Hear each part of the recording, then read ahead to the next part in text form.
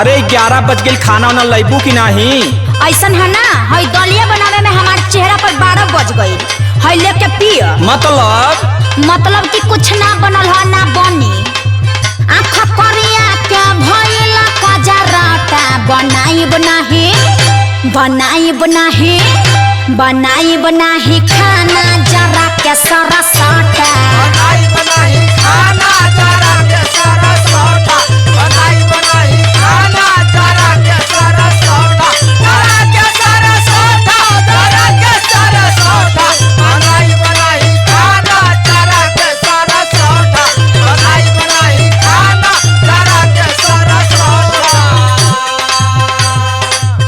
अच्छा तो तोहे गैस सिलेंडर चाहत हो? अरे घरे घरे हो गई, खाली तोहरे बाकी बा। अरे तोके ना ले जाए ना हो, तनी सुन। ढेर तकलीफ थोड़ा ऐस होला रानी, गाये सवा के खाना पे गैस होला रानी।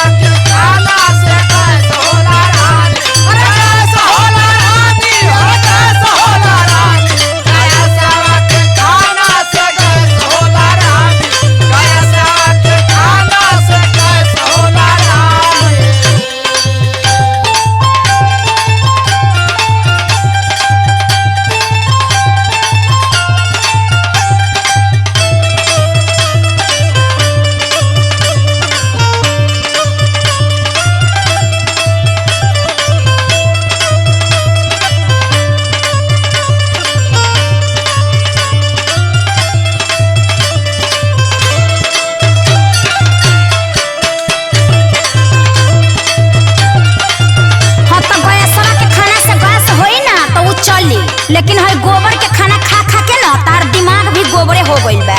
देख अब तय बोलत हई ओभर। गौवा में सब है क्या भइल सिलेंडर।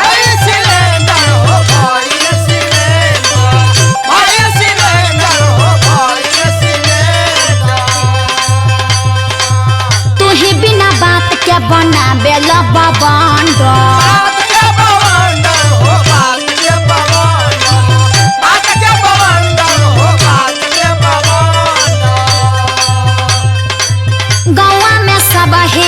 भइल सिलेंडर, तू ही बिना बात के बनाबे ला बवंडर।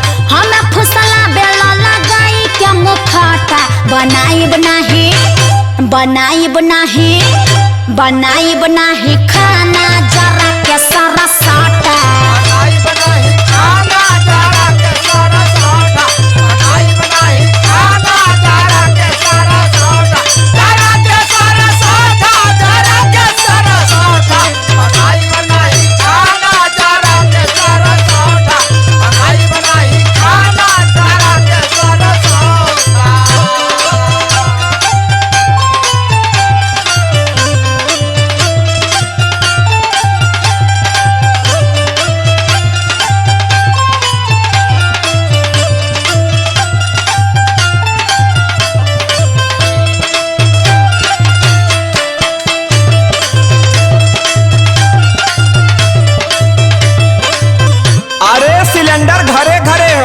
लेकिन भरवावत के हो तहू अघा जेबी। अरे ई कौन बात बतियावत हो?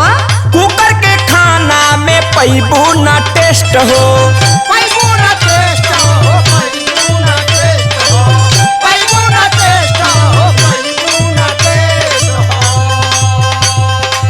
चूल्हाई बाटे हर माने में बेस्ट हो।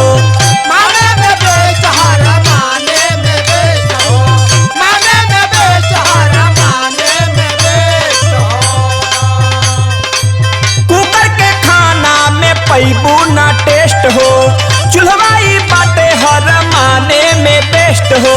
खर्चो ना ये में कुछ कैस होला रानी, गाये सावा के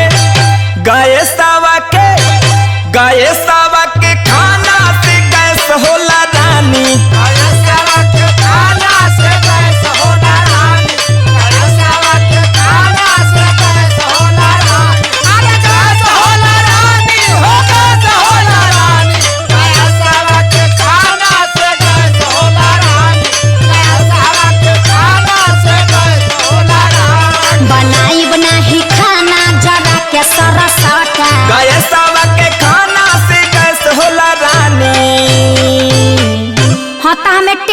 चाहिए, रेस्ट चाहिए।